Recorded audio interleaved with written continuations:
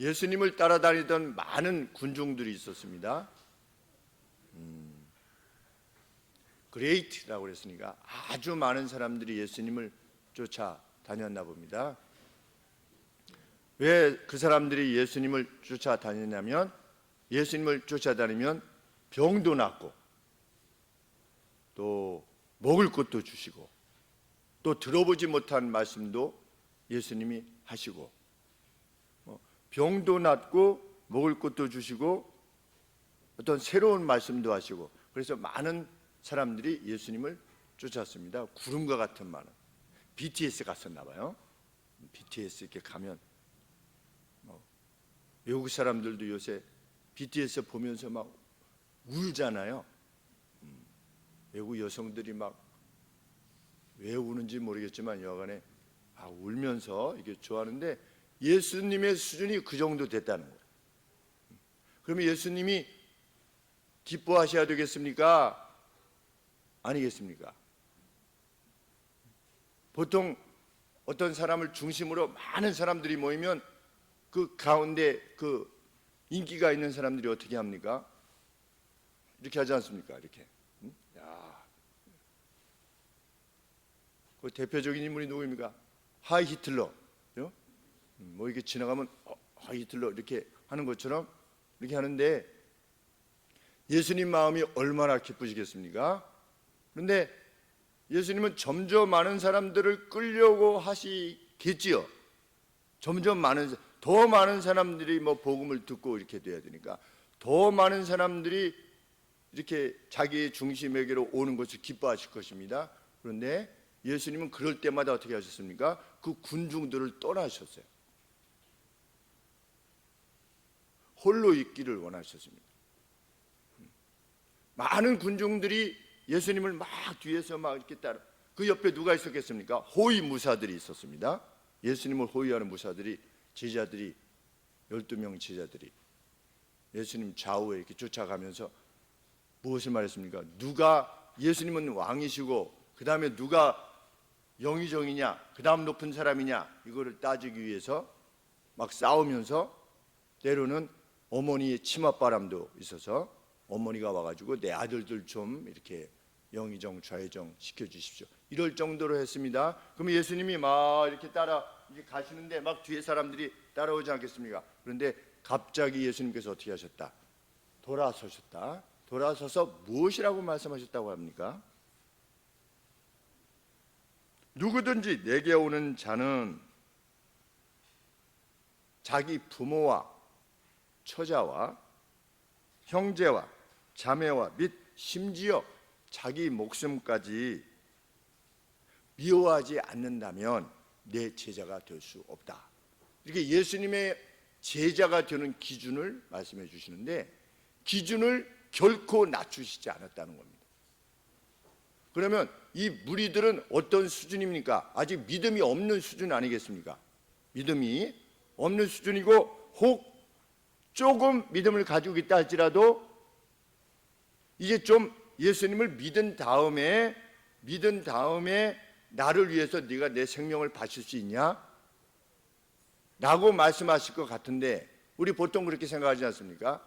어떤 사람이 믿음의 도에 온전히 서 있지 못할 때 믿음이 아직 연약해서 그래요. 그러면 예수님의 입장에서 보면 이 군중들은 어떤 인물들입니까? 믿음이 거의 없는 거지요. 그러면 어떻게 말해야 됩니까? 예수님 믿는 거 그거 어려운 거 아니야. 예수님 믿는 거 쉬워. 그냥 예수님을 믿는다고 그냥 말만 하면 돼. 그러면 그냥 천국 가는 거예요. 이렇게 기준을 낮추려고 하지 않습니까? 요즘도 복음을 전할 때 그런 식으로 전하려고 하지 않습니까? 당신이 죄를 위해서 예수님이 대신 죽으셨습니다. 받아들이시겠습니까? 받아들이겠습니다. 그럼 당신은 이제 예수님의 자녀입니다. 영생을 얻었습니다. 예수님이 언제 그렇게 말씀하셨습니까? 그렇게 말씀하시지 않으셨습니다. 처음부터 그 기준에 대해서 말씀하셨습니다. 심지어 자기 생명을 버리기까지 나를 사랑해야만 나의 제자가 될 수 있다. 근데 여기서 제자라는 건 뭐냐면 follow를 말합니다. follow, 따르는 사람, 나를 따르는 사람. 이게 쫓아다닌다고 팔로우가 아니라는 겁니다. 교회에 있다고 팔로우가 아니라는 거죠.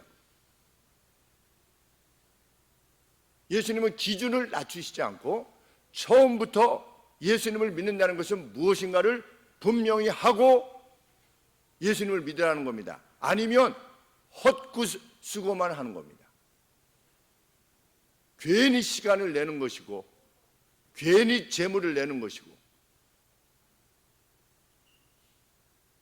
그 예수님이 생명을 요구하리만큼 천국에 분명한 소망이 있음을 확인하는 길이, 그게 예수님의 제자의 길이다.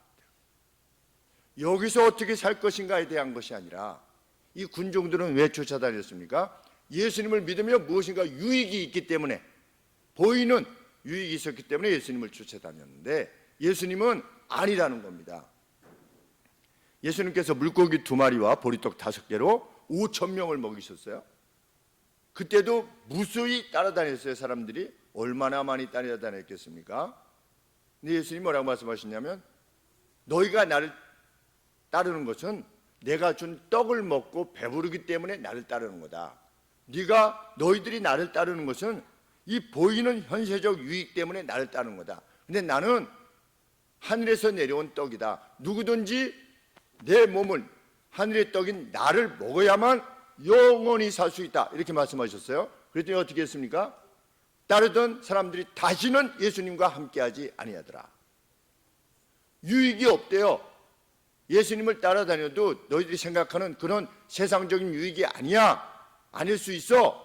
그랬더니 모두가 세상을 떠나. 너희가 나를 믿어도 내 사업이 잘 되지 않을 수 있어. 오히려 잘 되는 사업을 네가 포기해야만 될 수 있어. 너 건강이 나빠질 수 있어. 나 때문에. 너가 지금 지니고 있는 지위나 명예를 상실할 수 있어. 너는 사람들에게 지금 칭찬받고 있지만 모독당할 수 있어. 그렇게 예수님이 말씀하시는 겁니다. 나를 믿는다고 하는 것은 그런 것이야. 지금 우리에게 요청하시는 겁니다. 그 사람이 제자다. 예수님을 믿기 시작하는 순간부터 예수님을 믿는다고 하는 것은 이런 것이라는 것을 알고 하라는 거죠. 이미 예수님은 2000년 전에 말씀하셨는데, 우리는 예수님을 믿는 것에 대해서 어떻게 생각하고 있는가를 다시 한번 생각해 보게 됩니다. 자기 부모보다도 나를 더 사랑하지 아니하면, 이렇게 표현하지 않고 자기 부모를 미워하지 아니하면, 이렇게 말씀하셨습니다. 여기서 미워하다는 것은 열등한 사랑을 말하는 겁니다. 열등한 사랑. 부모님하고 예수님하고 같이 있는데 부모님이 열등한 사랑, 우월한 사랑을 주님께 드리는 겁니다. 그래서 전에도 말씀드린 바와 같이 어떤 분이 처음 예수님을 믿을 때 제사를 지내면서 그 술잔을 올리면서, 아버님, 이게 마지막 술잔입니다. 제가 드리는. 저는 이제 예수님을 믿기 시작했습니다. 믿으려고 합니다. 이제는 아버지 마지막 술잔입니다.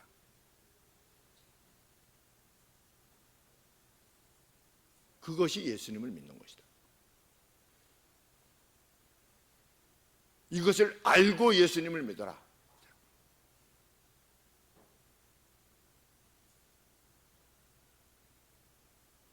교회 와서 뭐 이런 사람 저런 사람 때문에 뭐 이러쿵 저러쿵, 지금 현재 보이는 교회는 늘 그런 상태지요. 2000년 전에도 그랬고 3400년 전에도 그랬고. 근데 예수님은 그런 하나님의 교회를 위해서 네 자신까지 미워할 수 있냐?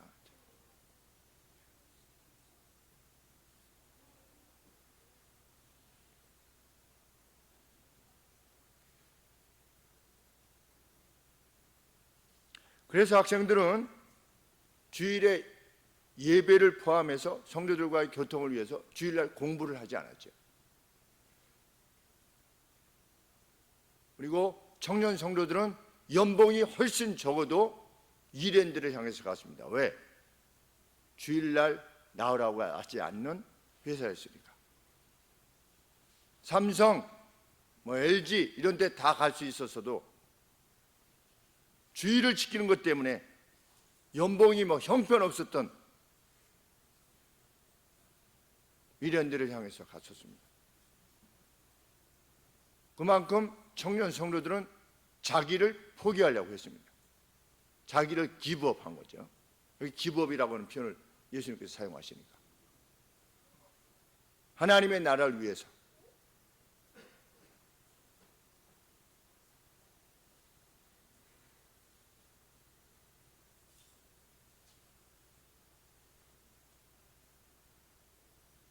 무당은 요구하는 게 없어요. 무당은 어떤 그들이 말하는 귀신에게 잘 보이기 위해서 무엇을 특별히 해야만 되는 게 없습니다. 뭘 많이 내면 돼요? 복채를 많이 내면 돼요. 무당은. 그 신은 복채를 좋아하는 신이에요. 우리 하나님은 돈 필요 없어요. 왜? 천산의 수양이 다 내 건데 내가 너희들 돈이 필요해서 달라고 하는 거냐? 그거 아니라는 겁니다. 내가 원하는 건 뭐냐? 내가 너희들이 요구하는 것은 인자와 자비다. 끊임없는 사랑을 위해서 분투하는 것. 그것이 하나님의 뜻이기에 일흔 번이라도 일곱 번씩 용서하는 것. 그것이 예수님을 믿는 길이라고 하는 것을 알고 예수님을 믿어라.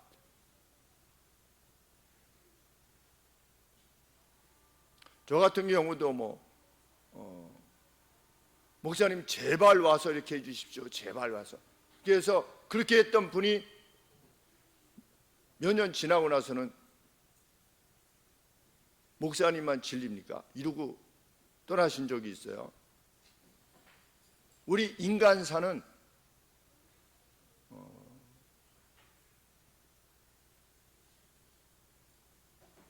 조금 좋아했다가 믿었다가 서로 간에 믿었다가 했다가 그러다가 조금만 뭐가 뒤틀리면 어떻게 됩니까? 그냥 그 관계를 끊어버리는.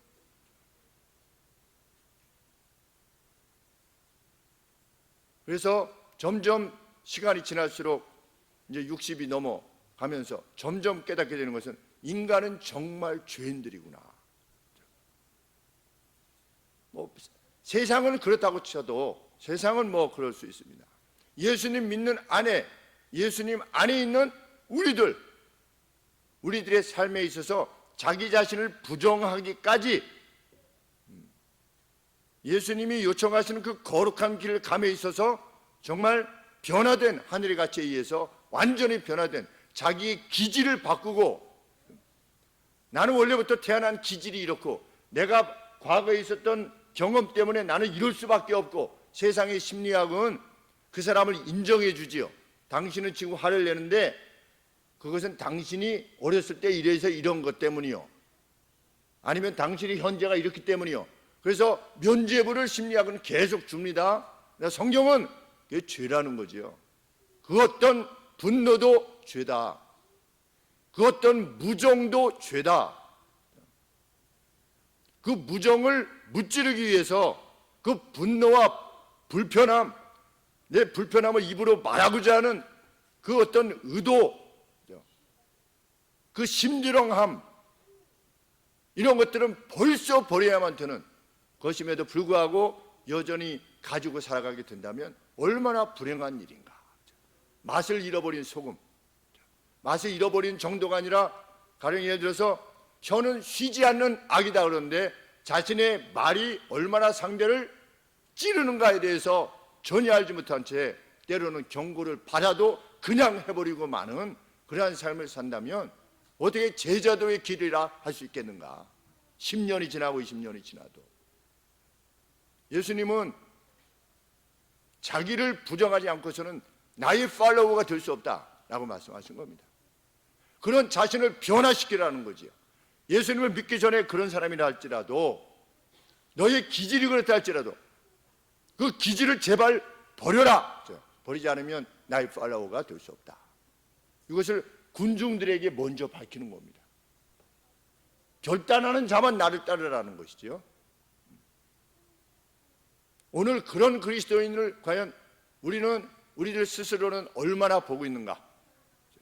예수님 믿어서 정말 변화된 사람을 얼마나 보고 있는가?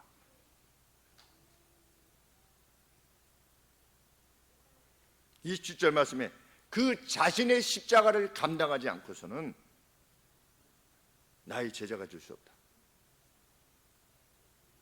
자신이 원하는 방식과 하나님이 하라고 하는 방식과 절충하면서 살고서는 예수님의 팔로워가 될 수 없다. 주님의 뜻을 위한 고통이나 불편함이나 모욕, 어떤 기분 나쁜 것 같은 그러한 것이 들 때에 언제든지 excuse me 하는 사람, 그 사람은 제자가 될 수 없다.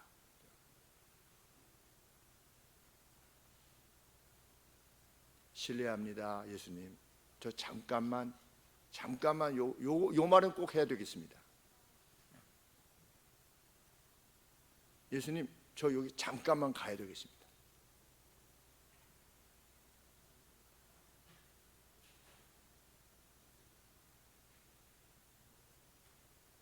그 누가 안수 집사님이 제주도에 놀러 갔다가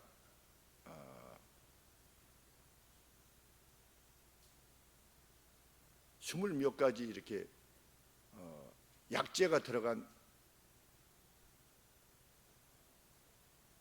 술을 사왔대요. 그 아들이.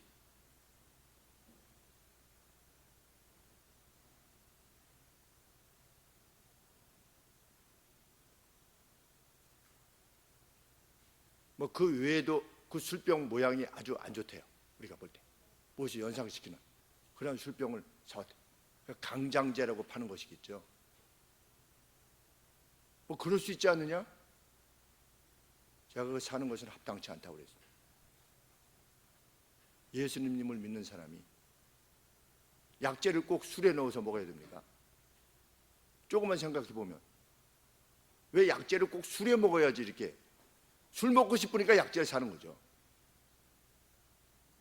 약재 거니 이렇게 해가지고 excuse me 하는 겁니다. 다시는 살지 못하게 해라.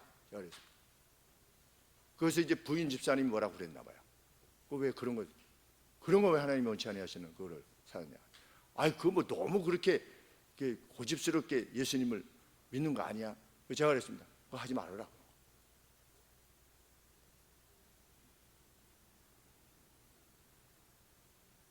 고3이 되었습니다. 화평교회 때 전우사님, 제 아들이 고3이 됐는데 한 달 동안만 1년 동안만은 좀 이스큐즈미 해주십시오. 제 아들이 대학을 가야 됩니다. 예수님 팔로우입니까?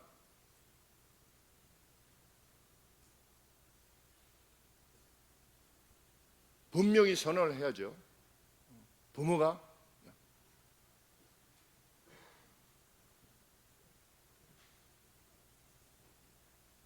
이 표현이 참 저는 멋있었습니다. 구원을 위한 싸움이 현저히 불공평하다. 어떻습니까? 우리는 그리스도인은 세상에서 현저히 불공평한 싸움을 싸워야 된다는 겁니다. 어떻습니까?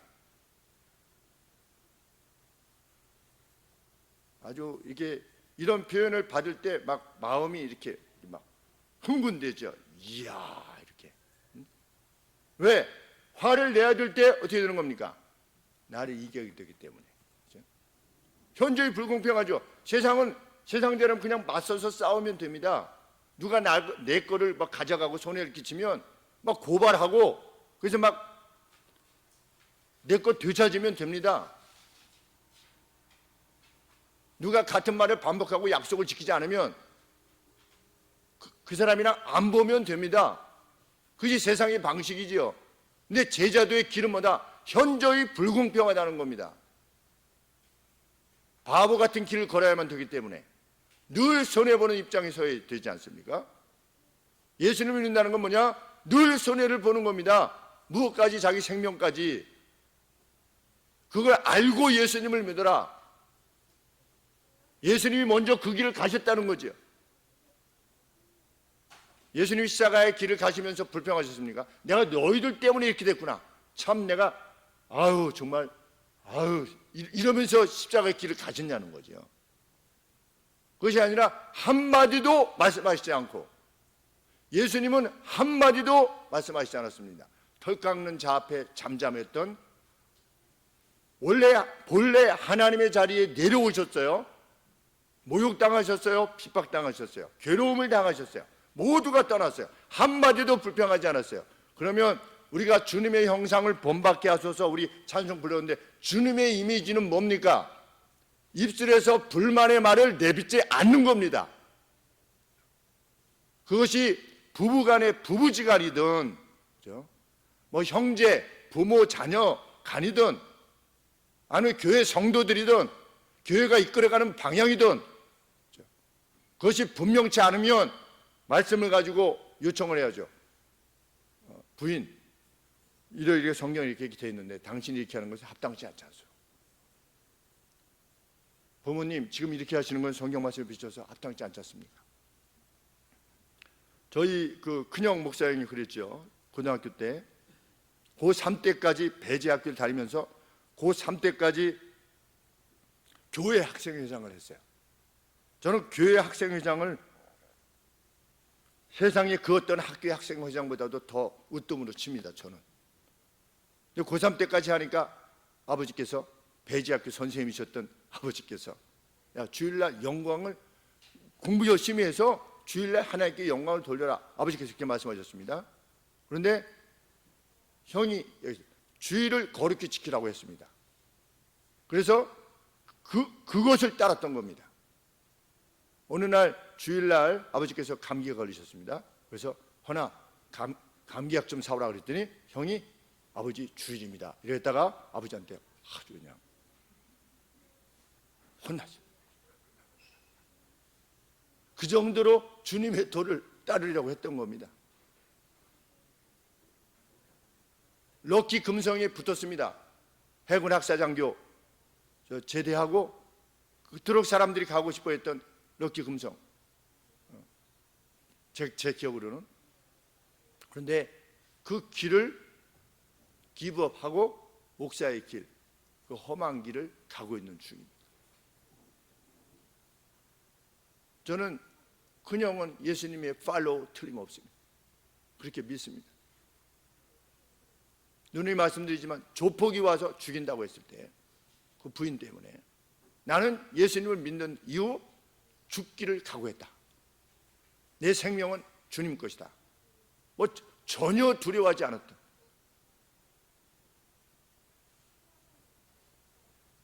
저 천안에 있는 유영건 목사님, 저희 동기 목사님, 저희 교단 신천지 대책 위원장 했던, 신천지로부터 얼마나 많은 문자나 전화나 아니면 편지나, 그리고 주일마다 이 모여서 한 300명, 400명이 교회를 둘러싸가지고 거짓 목사 물러가라, 막 이렇게 플랜카 돼가지고 뭐 빈빈 돌면서 뭐 전혀 개의치 않고, 당신들이 행하는 말은 옳지 않은 것이요, 성경 말씀을 비춰봐서 개의치 않고 그 길을 그냥 하지 않으면 되는 겁니다. 무슨 이단 대책 위원장 한다고 뭐 나오는 게 없어요. 뭐 지위가 올라간다든지 아니 무슨 돈이 생긴다든지 전혀 없습니다. 그런데 진리를 위해서 자기를 희생하는 겁니다. 예수님의 팔로워고 자랑스러운 동기 목사님이지. 그래서 오늘 저희 며느리 부모님이 천안으로 이사 가셔서 교회를 좀 추천해 달라가지고 그 교회 추천했어요. 천안 빛과 소금의 교회로 가라.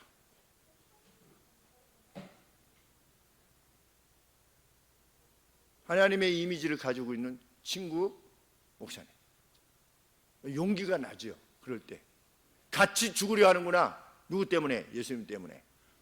동기 목사님도 예수님 때문에 죽으려 하는구나. 저희도 동성애 문제 때문에 예수님이 그거 죄라고 분명히 말씀에 비춰서 수없이 말씀하셨는데, 그것이 아니라고 하는 그 누가 있다면 그것을 막아서야죠. 우리 교단 내에서 그냥 안 하면 편합니다. 근데 이제 다시금 법원에서 날라올 거라고 이야기를 들었습니다. 이렇게 화해하라고 하는 무슨 뭐 화해 조정 뭐 먼저 하고 안 되면 정작 이제 재판에 들어가야 되는데, 거기는 뭐 그거 있잖아요. 무슨 인권 변호사 뭐 이런 자들이 붙는 거죠. 거기에 우리도 어떻게 해야 됩니까? 결국은 변호사를 살 수밖에 없어요. 변호사를 사는 시간, 재판을 하는 과정 신경 써야 되는 거, 그 누가 저도 신경 써야 되냐? 서기인 제가 신경 써야 돼. 그냥 안 하면 편합니다. 우리도.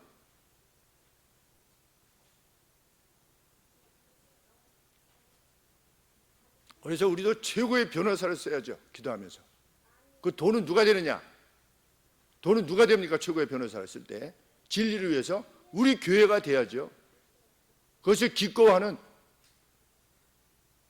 진리를 위해서 싸운다면 물러서지 말고, 아 그래요? 저쪽 뭐 이렇게 손해배상 뭐 3억이니 뭐니 막 이런 말을 해서 위협하고, 3억 필요하다면 예배당을 팔아서라도 내야 된다. 진리를 지키기 위해서라면.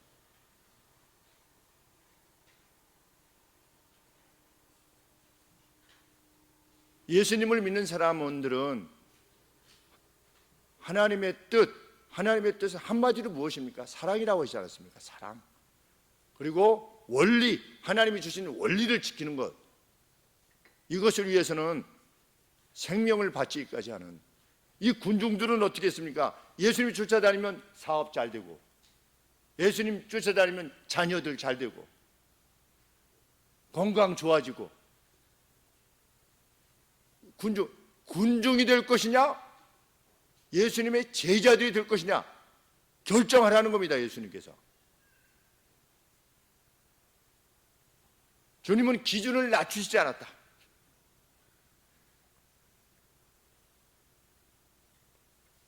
자신을 완전히 복종시켜라.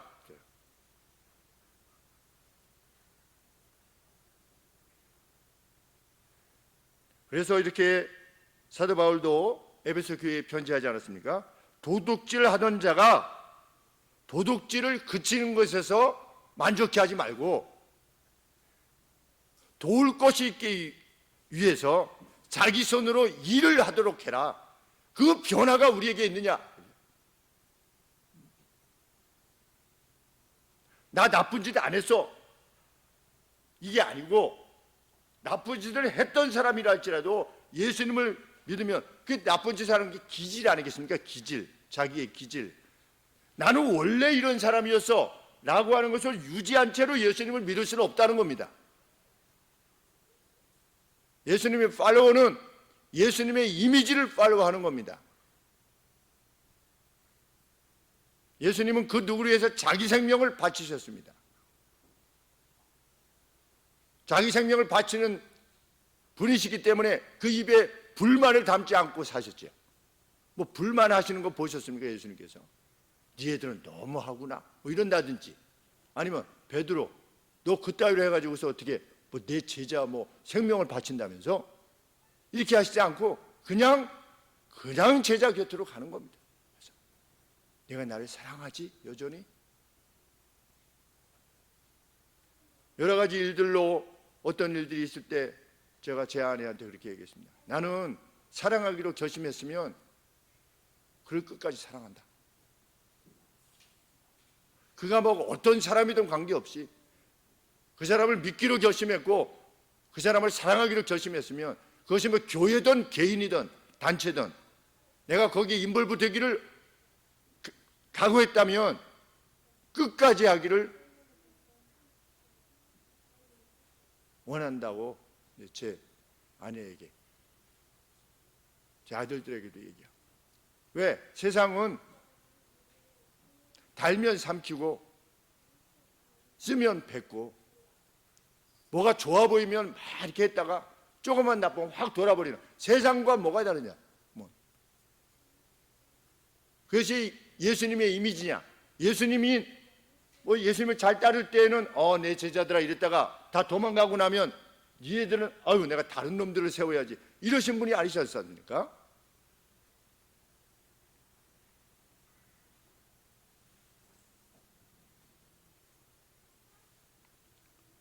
그리스도인이라 칭하게 된 우리들이 내게는 그 어떤 변화가 지금 있는지, 10년 지나고 20년 지나고 누군가 내 남편이 전에는 이랬었는데, 내 부인이 전에 이랬었는데 이렇게 됐어요. 이걸 들을 때 가장 행복하죠. 제가 있는 이야기를 지금 우리 교회 내에서 있는 이야기를 지금 말씀드리는 겁니다. 누구라고 말씀드리면 쑥스러우실까 봐. 예전이 그렇지 않은데 이렇게 배워가지고 이제는 이렇게 해요.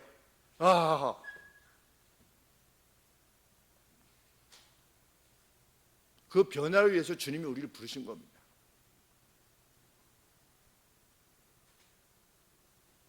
예수님은 비유를 들어서 말씀하십니다.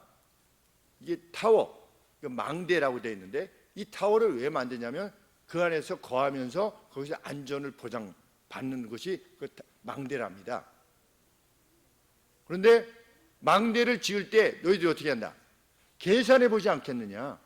망대를 지으려면 돈이 이렇게 되고 기초 쌓을 때 얼마, 우리 예배당 할 때 땅 사는데 얼마, 건물 하는데 얼마, 이것을 계산하는 것이 마땅치 아니하냐? 그리고 전쟁으로 누가 쳐들어왔을 때 몇 명이래? 저기 2만 명이래요. 우리는 10,000명인데 붙어야 될 거냐? 그냥 차라리 싸우지 말고 그냥 조공을 좀 주면서 하는 게 낫겠나 아니겠나를 미리 계산하는 것이 마땅치 않느냐? 예수님의 제자가 된다는 것은 고통이라고 하는, 세상이 말할 때 고통이라는 자기 부정이라고 하는 것, 자기의 변화를 초래할 때 자기를 죽여야 되지 않습니까? 자기를 죽이려는 이 부정이 있다는 것을 마땅히 미리 앉아서 따져보고 예수님을 믿으래요. 이 군중들에게. 만약에 짓다가 그냥 생각 없이 짓다가 갔는데 돈이 부족해가지고 망대를 못 쳤어요. 빌라도가 그랬답니다. 당시에 빌라도가 실로암 옆에 큰 풀을 만들었는데 이제 돈이 모자란 거예요. 그래가지고서 그 성전 안에 있던 그 보물창고에서 그 돈을 좀 유용해서 쓰고 고르반이라고 하는 거 있지 않습니까? 고르반, 하나님에게 드렸다 이렇게 해가지고 하나님 옆에 드렸던 것을 손대려고 한 거예요. 그랬더니 유대인들이 강력하게 반대를 해가지고 비정복 상태에 있었지만 하나님의 것을 감히 강력하게 반대해가지고 결국은 짓다가 만 겁니다. 이 상황 자체가. 그러니까 예수님이 그 비유를 말씀하신 겁니다. 뭘 하려고 했다가 못 지면 사람들이 비난하지 않냐, 비방하고 저 바보 같은 녀석 이렇게 한다고 하지 않냐는 겁니다.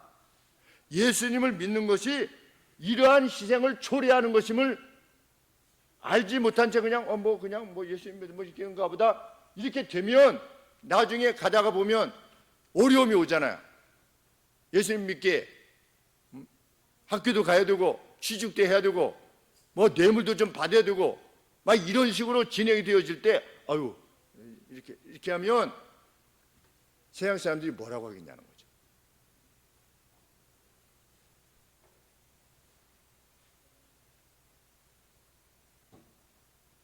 (30절) 말씀에 가로되 이 사람이 역사를 시작하고 기초만 놓고 지지도 못했구나 이렇게 하지 않겠느냐. 그리스도인이라고 하는 이름을 지닌 그 누가 변화가 없는 거예요. 예수님을 믿어도 자기를 부정하는, 그 대부분의 자기를 부정하는 것이 무엇과 주로 관계되어 있습니까? 말, 대부분 말이죠. 변화되지 않는 입술, 돈의 사용, 예수님을 믿고 나서 돈의 사용이 달라지죠.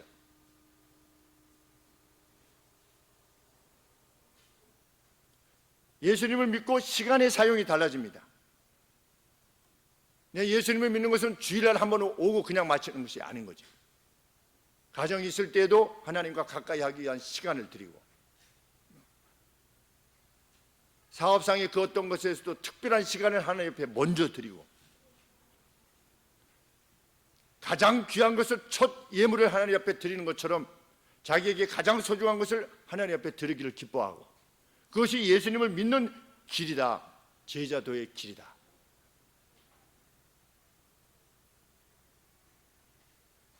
예수님은 자신의 모든 소유들에 대해서 자존심, 지위 이런 걸 다 포함해서 33절에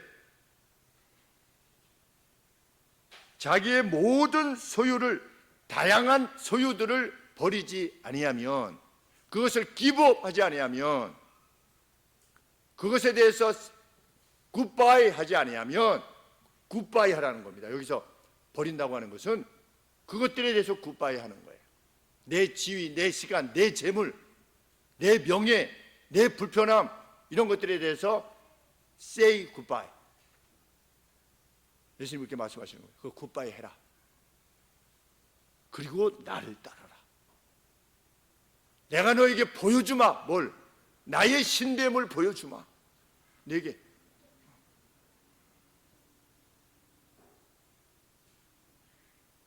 꼭 제자가 되어야 되는가? 지금 예수님이 누구에 대해서 말씀하십니까? 군중들에 대해서 말씀하시는 겁니다. 여기서 제자라고 하는 것은 특별한 이너서클을 말하는 것이 아닌 겁니다. 예수님과 함께 있고자 하는 이들에게 예수님을 믿는다는 것이 무엇을 의미하는가를 밝혀주는 말씀인 것입니다.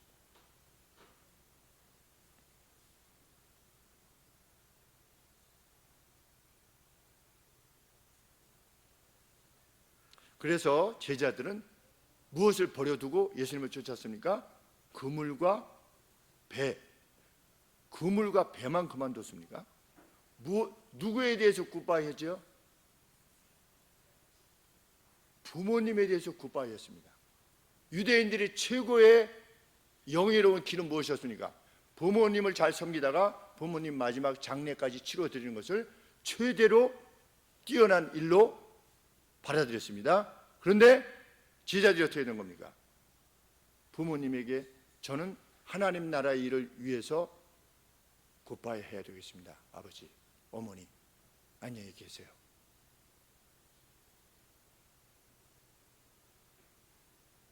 저는 아버지, 어머니를 그토록 사랑합니다. 그럼에도 불구하고 저는 이렇게 돼요.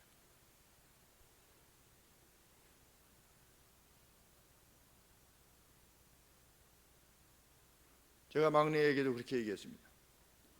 우리 아들, 딸들에게 누군가를 데리고 왔는데 그가 예수님을 믿지 않는다. 나는 허락하고 안 하고 너희들의 인생은 너희들 것이다. 제가 저희 아버지로부터 평생 들었던 말씀입니다. 네 길은 네가 선택해라. 네 신앙으로. 그러나 며느리 아니면 사위로서의 그 애정은 내가 보여줄 것이다. 그러나 내가 그리스도 안에서의 그 동일한 방향, 그리고 하나님의 백성으로서 지니고 있는 주님의 이미지, 그것으로는 사랑할 수 없다는 것이 굉장히 한스러운 일이 될 것이다. 그러니 잘 결정해라.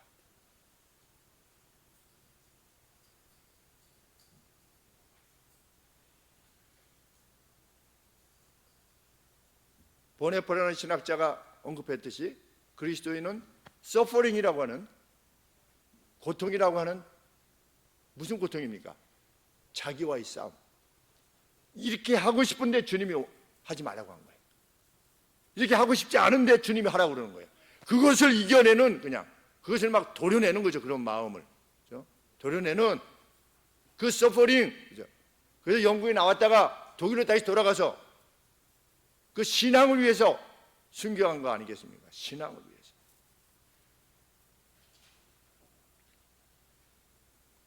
해방되기 며칠 전에, 독일이 패전을 선언하기 며칠 전에 교수형을 당했죠. 그래서 그분이 쓴 책을 보면 아주 뛰어난 신학자인 겁니다. 내용을 그냥 저는 소위 말하는 무슨 인권 목사 이렇게 해가지고 그런 분인가 했더니 그 내용을 읽어보니까 그게 아닌 것입니다. 그리고 그 유명한 그 제목이 있는데, 보네포, 혹시 누가 알고 계신 분이 있으신가요? 보네포가 옥중에서 쓴 그 자기 아내에게 보냈다든가 이렇게 한 그 편지를 가사로 해가지고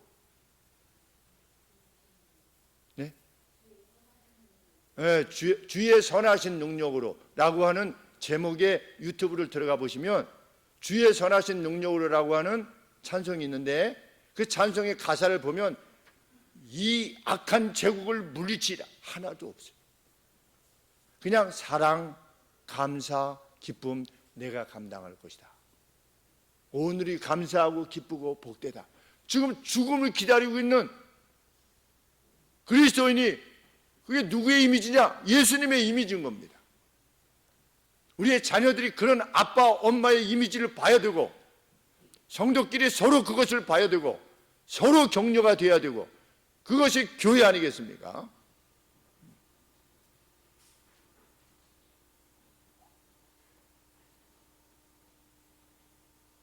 만일 소금이 그 맛을 잃어버리면 이스라엘에는 맛이 없는 소금이 있대요.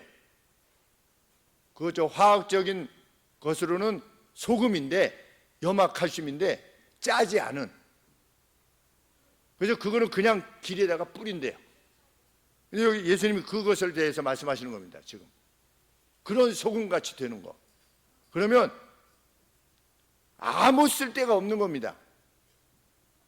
예수님의 팔로워라고 말은 하면서 변화가 전혀 없다. 자기 부정이 없다. 자기의 기질을 변화시키지 않고 나는 그냥 어쩔 수 없이 내 길을 가야 됩니다 라고 한다면 뭐다? 땅에도 심지어 거름에도 쓸데가 없어가지고 거름 만드는 데도 쓸데가 없어가지고 내어 버려지게 되지 않느냐. 그리스도인이라고 하는 이름만 지니고 있다면 노미널 크리스찬이라고 하지 않습니까? 명목상의 크리스찬.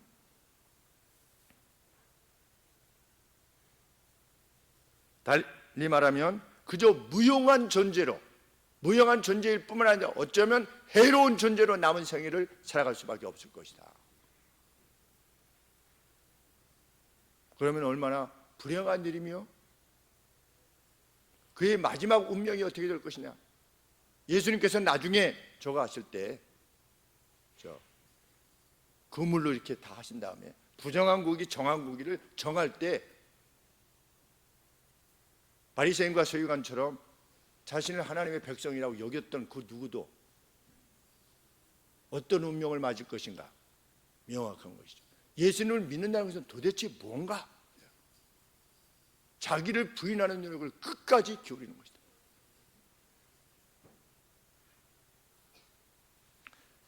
선배 목사님이 윤동주 성도의 시를 보내주셨습니다.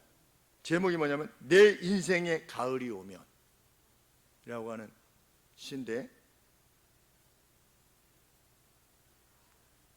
내 인생의 가을이 오면, 늙어지면 이런 뜻이겠죠. 나는 나에게 사람들을 사랑했느냐 묻게 될 것입니다. 했었느냐. 이게 인생을 이렇게 살아와서 나는 내 인생 가운데 사람들을 사랑해 왔었는가를 묻게 될 것입니다. 다음에 가을이 오면 나는 내게 열심히 살았느냐를 묻게 될 것입니다. 그래서 오늘을 이렇게 살려고 합니다. 가을이 오면 나는 남에게 상처를 준 일이 있느냐를 묻게 될 것입니다. 마지막, 나는 가을에, 나의 가을에 어떤 열매를 맺었느냐고 묻게 될 것입니다. 그래서 나는 오늘 이렇게 살려고 합니다. 참 하나님 안에서의 그 행함, 참 젊은 나이에 죽는 날까지 하늘을 우러러, 그 하늘이 무엇이겠습니까? 우리 하나님이시겠죠. 죽는 날까지 하늘을 우러러 한 점 부끄러움 없기를.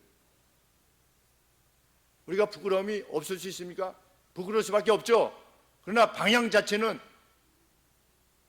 죽기까지 그 방향을 향해서 가는 길이, 그것이 그리스도인의 길이다 라고 하는 데 있어서 동일한 마음이 있을 때 그 교회는 뭡니까? 진짜 교회죠. 그리고 그때 하나가 될 수 있죠. 그 전우가 아니겠습니까? 전우. 그리스도의 도를 위해서 죽기를 구하는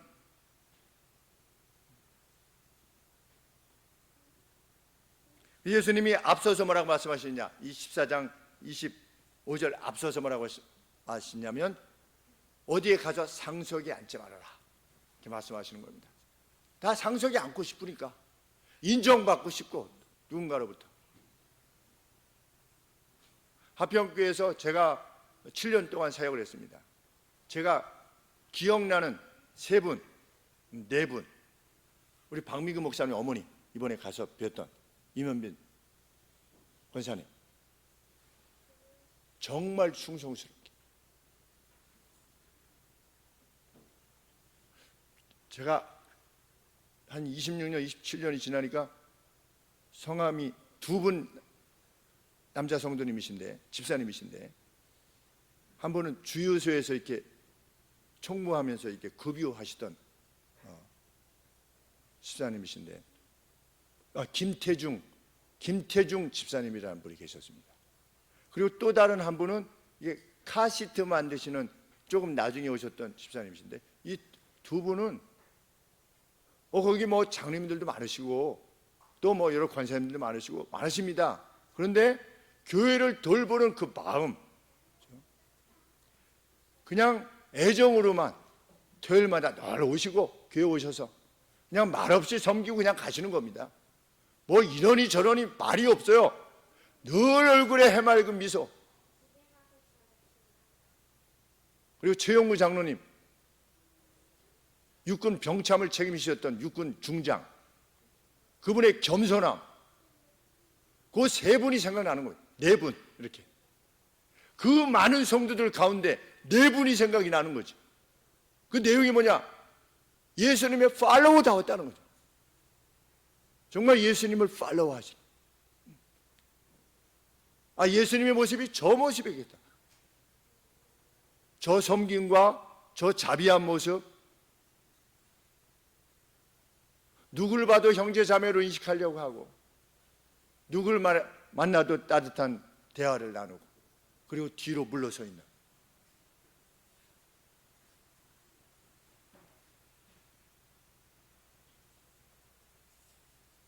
예수님이 이렇게 말씀하셨죠. 점심이나 저녁을 베푸는 사람이 되라. 누구에게 점심이나 저녁을 베푸는 사람이 되라? 되갚을 수 없는 사람들에게 점심이나 저녁을 베푸는 사람이 되라.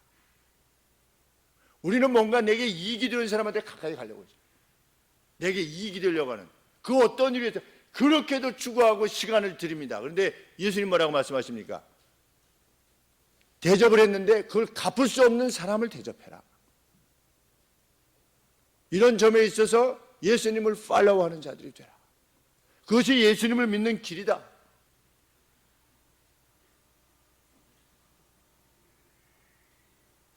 우리는 군중인가 아니면 제자들인가? 나는 제자인가 아니면 군중의 한 사람인가? 늘 생각하게 되는 이유인 줄 압니다.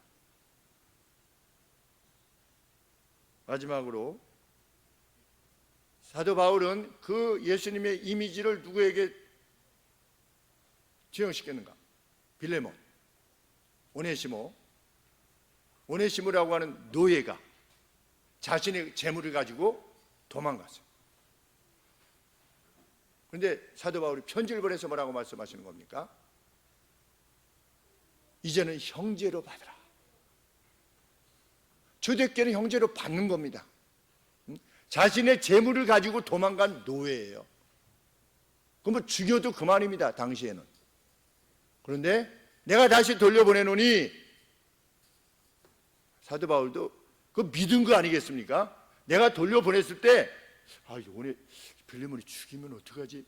저거 하면 어떻게 감옥에 이거 뭐 그런 생각이 조금이라도 있었으면 그거 보낼 수 있겠습니까? 근데 사도 바울이 편지를 써가지고 오네시모의 손에 들려가지고 어떻게 한 겁니까? 빌레몬에게 보낸 겁니다. 이제는 형제로 받을 줄 믿는다는 거죠. 혹이라도 빚진 것이 있으면 내게로 돌려라. 내가 갚으마. 뭐 돈이 어디 있습니까? 사도 바울이. 그런데 그 편지가 남아있다는 것은 뭘 말하는 겁니까? 그 편지가 교회에 회람되었다는 거죠. 각 교회, 터키, 그리스, 이 교회에 이렇게 다 써서 회람되었다는 겁니다. 그러면 빌레몬이 그것을 받아들였다는 거거든요. 사도 바울에게 이런 편지가 왔는데 같이 보길 원합니다. 이렇게. 그 사람이 예수님의 팔로워라는 겁니다. 오늘 세상은 그걸 봐야 돼요. 제발. 그렇죠? 제발 봐야 되고 다른 교회는 모르겠습니다. 그러나 여기에서는 봐야죠. 왜? 분명히 선포되고 있으니까. 내 자신의 기질을 바꾸고 내 과거의 경험으로 말미암는 어떤 그 과거에 쓰라린 것들과 관계되어져서 형성되어진 이것조차도 어떻게 한 겁니까? 기꺼이 굿바이 하는 겁니다. 과거에 너는 내가 아니야. 그렇게 무정했던 너 내가 아니야. 조금만 하면 성질냈던 너 내가 아니야. 이제는 나는 하늘의 가치에 의해서 다시 태어난 사람이야 라고 하는 기백, 그죠? 기백. 그것을 우리는 보여줘야만 됩니다. 소금이라는 게 뭡니까? 영향력을 반드시 미친다는 거거든요. 영향력을 반드시 미친다는 겁니다. 영향력을 미치지 못한 채 살아가는 것, 얼마나 비참한 일이겠습니까? 오늘이라고 하는 날에 우리가 살아갈 때